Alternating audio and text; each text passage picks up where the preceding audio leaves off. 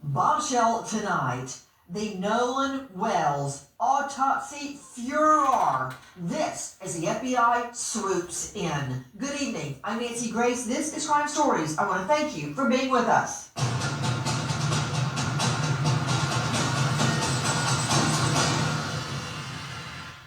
I find it very difficult to believe that not one, but two medical examiners cannot figure out why he had deep red subcutaneous markings. Preliminary findings.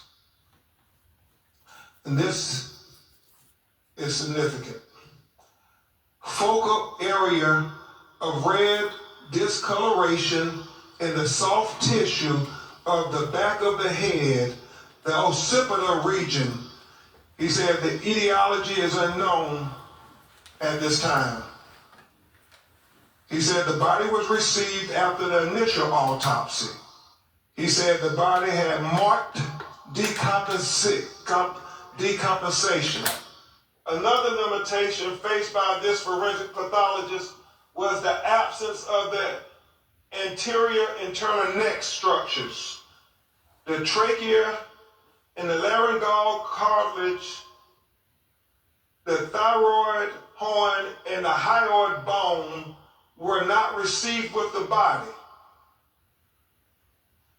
So he's saying that the throat was not received with the body when he got Nolan Wells' body in Washington, D.C. to perform the second autopsy. The only question that we have is what happened to our son. That is the only question. We have consistently been degraded by the public. There's been questions about our parenting, our GoFundMe, this, that, and other. I've been called a racist. I am a healthcare provider, and I take my job very seriously. I love everyone. And it's been difficult for us, but we are leaning into our faith, leaning into one another, also leaning into all of you. You were seeing family attorney Ben Crump followed by Nolan Wells' mother speaking. Dear Lord in heaven, what is wrong with people? If this were your child, wouldn't you want to know what happened? He goes out with friends. They all come back. He's dead. I don't understand the hate directed toward Nolan's family and to everyone looking for answers. At this hour, I don't think anyone is guilty, but I do know that there is a conflict in the stories, and we are not stopping until we know what happened to Nolan Wells. So you can send all the hate and vitriol you want. Have at it. That from our friends over at NAACP. Straight out to Joseph Scott Morgan. We got an all-star panel lined up to analyze what's happening at this hour. As we are learning, the FBI has swooped into this investigation. And that is not disparaging local law enforcement, although they did apparently jump the gun at the get-go and say no foul play suspected. Well, I suspect foul play because I don't know any differently. Maybe it will turn out to all be an accident. But as of right now, we need a full-on investigation. Joe Scott Morgan, before I give your very, very long intro bio, where's the throat? I know we have deep red markings on the occipital bone that's in the back of the thank you. This is directly from the autopsy. We want you to see what the family has seen. Don't you think, Joe Scott Morgan, that the second medical examiner might need the throat to figure out what happened? I mean, Joe Scott, it's on fire, claims that Nolan Wells had been lynched, that he had been strangled, asphyxiated. Do I believe a lynching occurred? No, I do not believe that. but I do know I need to see the neck. Yeah, and let me tell you where the neck is. Or the organs of the neck, as it's referred to. These neck structures are actually being held by the Mississippi State Medical Examiner's Office. And they don't just arbitrarily hold things like this, Nancy. This is something that would commonly go with the body when the body is released. So I deduce the fact that they have seen something there that they're trying to hold on to from an evidentiary value. Remember, the state still has an ongoing investigation in this case, and they see evidentiary value in this. And yes, I know that the second autopsy prosector up in DC would have liked to have seen this, but he understands this, why they would retain it. And it is being retained, I can promise you that, as are other tissue samples. But the problem is that when you get into these structures in the neck, one of the things you're trying to assess is, was this a drowning? Also, is there any kind of trauma? People will just put their hands right here in the midline of your neck. You'll feel that kind of cartilaginous body there that's cartilage, right? That can be fractured. Need I remind you, Epstein, right? So you have to examine this. Also, here's our word, Nancy. They're talking about the hyoid is missing as well. So they don't have that. Show me Joe Scott Morgan, because show me Joe Scott. You and I, hyoid, we know what it is because you and I have handled a ton of asphyxiation, ligature, manuals, triangulations, you name it. Hyoid, explain. So delicate. Yeah, and it's very, very far up the neck, Nancy. And one of the things that happens is that with the hyoid, it's generally only traumatized as a result of direct pressure that's generally applied by a throttling event or a C-clamp like this, throttling meaning like this, so manual strangulation. And an outlier here is ligature strangulation, but primarily hands-on, so they're looking for little fractures in here all along the way. So that has to be dissected along with these there's a couple of other structures that you look at as well. They've held on to this for some reason. I don't have the answer for that, but I can tell you it's being preserved. I don't know if they're getting further consultation on their end, that is the state. And I'm sure that... Yeah. Stop.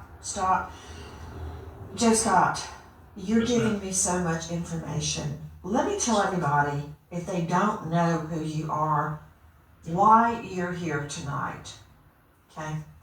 Joe Scott Morgan is a death investigator. He has investigated over 10,000 death scenes of all natures. You've only got a few choices. You've got homicide, suicide, accident, natural causes like a heart attack, and unexplained. Tonight, we've got 2 unexplained medical examiner's reports. Yeah. Why? We don't have the lungs in a potential drowning case. Why? We don't have the neck in a potentially, as you said, throttling case. Why? Those are the 2 main things I want to see. Joe Scott Morgan, professor of forensics, Jacksonville State University, with a world-class criminal procedure department. I've toured it myself. He's the author of Blood Beneath My Feet on Amazon, and he is the star of a hit podcast, Body Bags with Joe Scott Morgan, and so much more, but that would take the whole program. Joe Scott, really?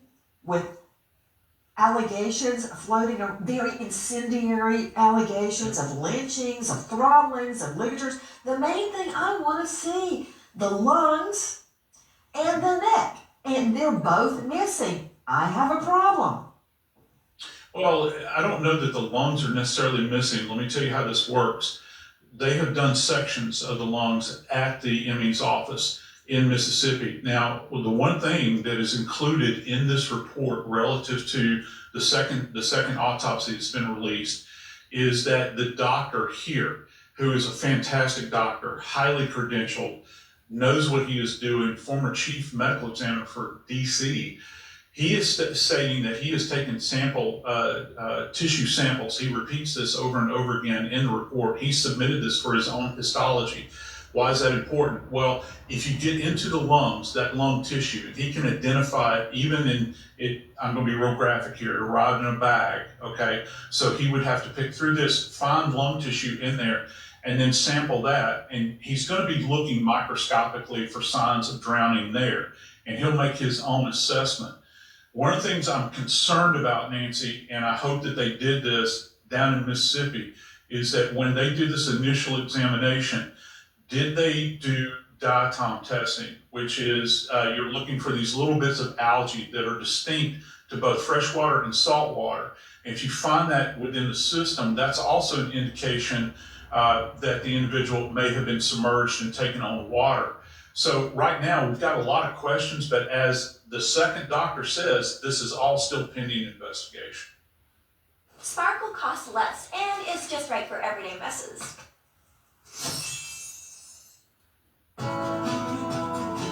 NewsBreak, local news and alerts. Installing now. When you stay with Choice Hotels, you get more of what you value. Like at the Comfort Inn, where kids value breakfast with options. I'm trying to digest and make sense of everything Joe Scott Morgan just told me. But what I know is that I don't have the lungs and a potential drowning, and I don't have the neck and a potential throttling, as he called it. And again, Joe Scott, we don't have evidence of any strangulation, be it manual or ligature, except that deep red discoloration. And I read in the autopsy report, it was about 12 by 8. How can that be? Explain to me what they're talking about. Yeah, can we please put that drawing up that the doc rendered there? You know something interesting about that mark, Nancy? This thing has got kind of, as he has drawn it out here, that red indication that he's done with a pen on this anatomical diagram, Nancy, that's got what is referred to as kind of specific margins, doesn't it? It almost appears as though there is a pattern there, and it extends, and folks at home will take their hand and put it on that kind of bony prominence in the back of your head. That's called your occiput, okay? That's where the occipital bone is. So it looks like it's just beneath there. So right along that edge, this thing's got margins. It almost looks like it could potentially have a pattern, hard to say, but do you see how he has it drawn out there? It's almost like a rectangular shape. When you talk about decomposition, which he does extensively here, and he says he can't make a full assessment because of the status of the decomposition. Decomposition is what's called diffuse. That means it kind of spreads out randomly. What he has drawn there, at least from his estimation there, or his rendering that he's done there, puts margins on this thing. You got a top end, a bottom end, and you got sides. Okay, all that said, what does it mean? Because to me, Dr. Kendall Crowns, who I respect deeply, by the way, suggested it was blood pooling. I'm not buying that because it's nowhere else. We don't see that anywhere else on the body. Hey, Caitlin Becker joining me, senior national correspondent, New York Post. She's a star of New York Postcast, like podcast, but Postcast. Caitlin, thanks for being with us tonight. Caitlin, I had it out with Dr. Kendall Crowns yesterday. He has superior knowledge, so I was at a disadvantage, but I'm still sticking to my guns.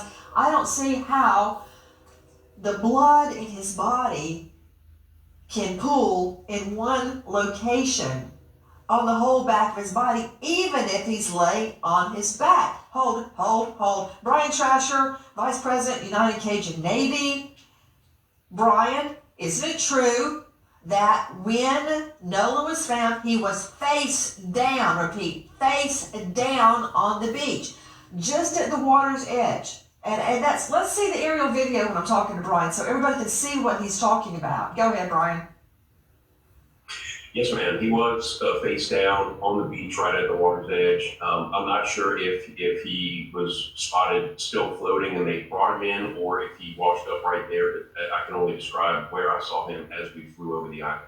Brian Trasher, based on the photo that I received from an undisclosed source, he was face down, almost as if he were asleep, with one leg slightly out to the side. Okay. Face down. Do you agree with that, Brian? Yes, ma'am. That's correct. Okay. Back to Caitlin Becker, senior national correspondent, New York Post, star of New York Postcast. Caitlin, what can you tell me about claims that his body was sent to the second autopsy, the independent autopsy, face down? There seems to be a lot of questions about how Nolan's body was received, found, sent. If he was sent face down, that also doesn't make sense to me for the claim that it would be blood pooling in the back of his head, because if he's face down, wouldn't blood pool just by nature of gravity this way if he was found face down? It just doesn't make a lot of sense. But as I was listening to you and Joseph Scott Morgan talk, I mean, I don't know the terrain here, but if they're keeping the throat for throttling, and you see this mark on the back of the head, if you're thinking in terms of someone's head pressed up against it, if there's something behind my head and you're pressing me this way, but by not knowing the manner or cause of death, we're kind of jumping to a conclusion there. So it just seems like every single layer there's more questions than answers, and the mark on the back of the head, and not seeing in the autopsy report that there were really marks or signs of trauma anywhere else, was really particularly curious. I mean, why just there? What caused it? And we don't really have those answers about whether or not there was significant trauma to the flip of that, to the front, because as you said, throat wasn't sent for the second autopsy. So back to you, Joe Scott Morgan. I'm going to bring in the rest of the panel in just one moment. Joe Scott, how could the deep reddened markings at the back of the head, the occipital, how could that come from the blood sinking down post-mortem? It just, first he was face down, so it would sink to the blood would go to his face. That would be the lowest point. But after that, after he's dead for a period of days, I don't see how the blood could then continue to pool in a different direction. And we are getting reports that he was sent to the second autopsy face down. I find that hard to believe, but that's according to reports. Yeah, and so understand this, with decomposition, okay, it's like I said, it's going to be diffuse. And this second autopsy, I don't know if people are aware of this, but you can read through the report itself, and it's very, it's very, very graphic in the sense that this doctor that did this case, that did the follow-up, he did such an extensive dissection here. I'm talking about stuff that we don't normally do at autopsy. He's done the back. He's done the buttocks, he's done the backs of the legs, the arms, the hands, even the back of the head. He took this even further than the people in Mississippi did. And this is something that we normally do, so folks understand, this is something we normally do with an in-custody death, all right? Where it is this extensive, and he doesn't see anything from a hemorrhagic standpoint like direct trauma. The big question is this pattern on the back of his head, and I'm calling it a pattern because the way he's demonstrated this with his diagram on the back of this thing, and he doesn't go into great detail about that in the autopsy report. So how did it get there? What I want to know is all these witnesses are right there. Brian Trasher, don't, like planes, have a tail number? Can't you identify who these boats are? By their markings, by their numbers, by their identification. They've got names written on the side, they've got tail numbers, so to speak. Have all of these people been brought in? I mean, tell me how to identify a boat and how to locate the driver and bring them in for questioning about what happened that day. Because listen, Brian, the friends say we left him with Katie. Katie apparently has been found and says, no, he left with his friends. Okay, right there, I've got a problem. How did everybody leave Gilligan on the island waving, hey, I'm here, and they all left him? I find that hard to believe. I've got to find out what precipitated him going into the water and how that fits in with the marking on the back of his neck. Do you see where I'm going, Trasher? Absolutely, and yes, to answer your first question, some of these boats, just by the names, people that name the boats, and if you can detect registration numbers if it's registered in the state of Mississippi, that's easy to find. I'm told that over 60 people have been interviewed by law enforcement. I don't know who they are or how they were brought in, but there was a lot of interviews that have been conducted. I'm assuming there's going to be more. Yeah, with regards to what happened, it's always been the question. That's why his parents want to know. There's this just absolute black hole from about 4:30 p.m. on July 4th until he washed up Monday morning, where nobody seems to know anything. Nobody seems to have seen anything. There's conflicting stories, as you pointed out, from his friends and people that saw him that day about who he was supposed to leave with. Did he want to stay back? All that. It's all hearsay. It's all secondhand. And so, yeah, there is a massive hole in the story, and that's why this has gotten national attention that it's gotten. As far as the markings on his head, I mean, I was told by some of the people who recovered the body that it was obvious he'd come in contact with marine life while he was in the water. I'm not sure if that's possible explanation of those markings. I'm just telling you what I thought, so experts can weigh in on Okay, it. Brian, hold on. Jessica, I'm going to try to get a quick answer from you on that because it's valid. What Trasher just said is valid, because if his body had been attacked by marine life, fish, turtles, whatever, that would be all over the body. What we're talking about is deep rending of tissue, subcutaneous tissue on the back of the head, unlike the rest of the body. So that is not the same as the decomp on the rest of the body. Why is it so hard for everybody to get? We've got a problem with the back of the head. It's marked unlike any other part of his body. And you said something very significant, Joe Scott Morgan, that the original medical examiner kept the throat for a reason. Did she keep the hand, the fingers, the toes? No, because they weren't probative. They didn't prove anything. The neck proved something. What? What did the neck prove? That's where I'm going. Help me. Yeah, well, either to include or exclude any kind of trauma that could have impeded his ability to breathe. There's another part to this, Nancy, that I forgot to mention relative to the neck. We have what are called strap muscles that kind of lay over the center part of the neck. What do we look for there? Well, that's also where we see hemorrhage relative to any kind of pressure that's applied there. You'll see those. The doctor doesn't mention anything about strap muscles because I think that those were probably retained as well. Now, back to the sea life. I'm from Louisiana. I can tell you what type of sea life would have affected his body. And if the body was right there on the shore, it would be crabs. And the reason I know that is because this is where they kind of feed, if you will. All right. So you don't hear any mention by the second medical examiner talking about any kind of degrading of the body as a result of contact with marine life that's feasting in a post-mortem state.